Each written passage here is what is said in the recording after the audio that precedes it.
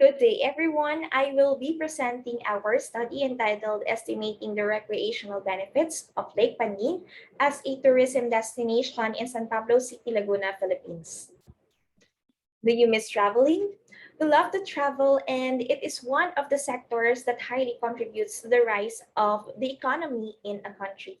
According to the 2019 Philippine tourism statistics, 59.34% of the total profile of the 2019 visitors main purpose of traveling is for leisure, and this is for both local and foreign tourists.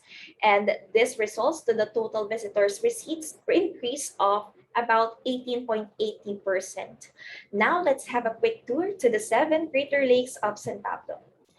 The seven lakes are found in the city of San Pablo, province of Laguna, about 70 kilometers away from Manila. The seven lakes are Sampaloc, we have Bunot, Palakpakin, Mohicap, the twin lakes Pandin and Yambo, and Calibato Lake. These lakes were formed by a unique process called phreatic eruption, where shallow lava from Mount San Cristobal intersected groundwater, which blew out the overlying rocks to form circular and crater-like depressions that were eventually filled up with rainwater. The varying depths of these lakes are from about 7 meters to 156 meters, suggesting a volcanic origin according to the LLDA EQRD of 2008. Now let's have a closer look with our crater lakes. We have here the Mohicap Lake and the Palakpakin Lake, the Calibato Lake and the Bunot Lake. We also have the Sampaloc Lake, which is located at the heart of the city of San Pablo. We have the Yambo Lake and the Pandin Lake. Yambo Lake and Pandin Lake are considered to be twin lakes. Of the seven lakes, three of which are considered sites of tourism. Officially, we have Sampaloc, Yambo, and Pandin. This study will focus on Lake Pandin, having said that it has an emerging ecotourism potential, offering recreational water activities since 2005, hence providing income for residents. Various activities are being offered by the organization managing the tourism in Lake Pandin, such as swimming, rafting, eating while riding the raft, fishing, photography, and viewing. The community practiced profit from the aesthetic value of Lake Pandin as an ecotourism site.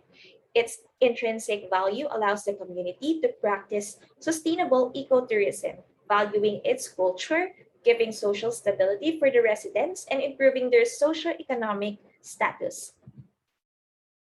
The main objective for this research study is to estimate the use value of Lake Pandin as tourism destination based on the tourist perception in visiting the site. Particularly, this study examines the recreational benefits using individual travel cost method and the estimation of consumer surplus using Poisson regression.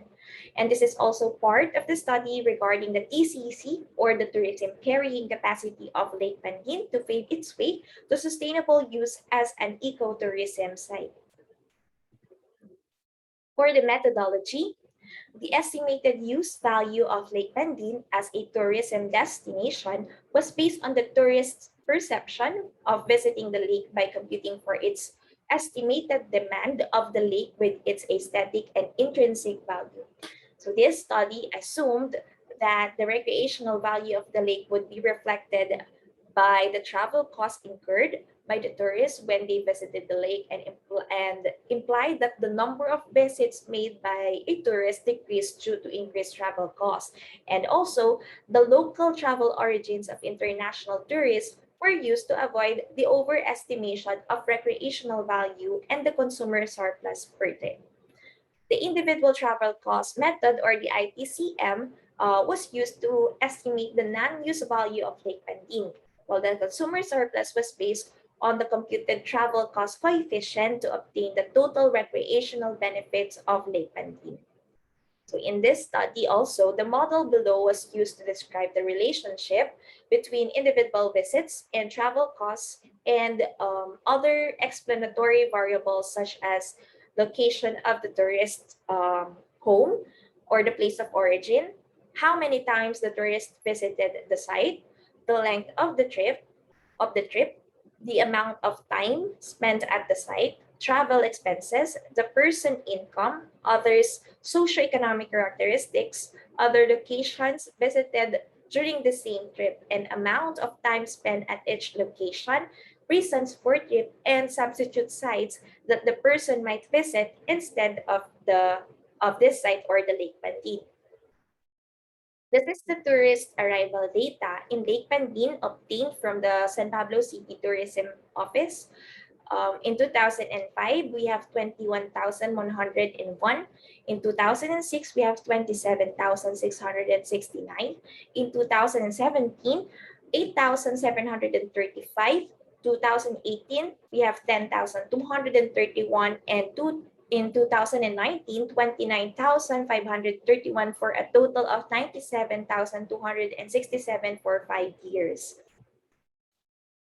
The result was based on a conducted survey of the 250 random tourist respondents who visited the lake between September 2019 and February 2020. The sample size was 35% over 215 required interviews estimated using the G-Power statistic software. And for the identification of tourists during the wet season, obtained from September, October, and November, we have 117 interviewee. For dry season, we have January to February, about 133 from face-to-face interview and from online interview. This table shows the summary of the descriptive statistics of the demographic and socio-economic profile of the respondents. And based on the applied truncated Poisson model, it appeared that the visitation rate was affected by travel costs, which, when increased, it reduced the likelihood of the tourists visiting Lake Pandin. Therefore, based on the computed estimate, 1,652 pesos and 34 centavos was the consumer surplus per person per visit to Lake Pandin, considering the total number of visitors in 2019 of about 29,531. The total recreational benefit or the TRP of Lake Pandin is 48,795,439 pesos and 52 centavos. This shows that the people living greater distances from site and incurring higher transport costs make fewer visits per year than those living near the sites, providing that the characteristic of this downward sloping demand curve. This also supports the theory of demand where travel expenses of the tourist showed an inverse relationship with the visitation rate made by an individual visitor. This was plotted based on the computed consumer surplus and the total recreational benefits. This is the five-year value of the total consumer surplus of Lake Pandin, applying the present value or the PV of the total consumer surplus, considering the 2019 tourist arrival data of 29,531.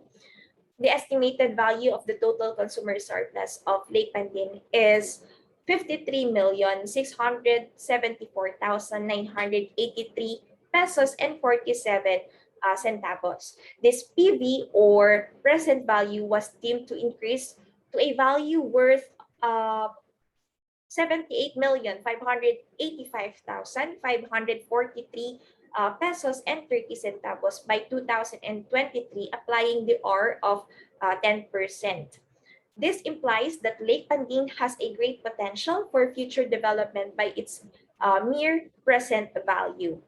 So the calculation of this PV or present value can be used whether future investments on these sites will be acceptable or not. For the recommendations, the result implies that the Lake Pandin has a great potential for future development by its mere present value. The balance between economic benefits and environmental significance is an important consideration to prevent future degradation of the site. Hence, the evaluation of its biophysical aspect is recommended to enhance the sustainable management of the site. That would be all. Thank you and have a great day ahead.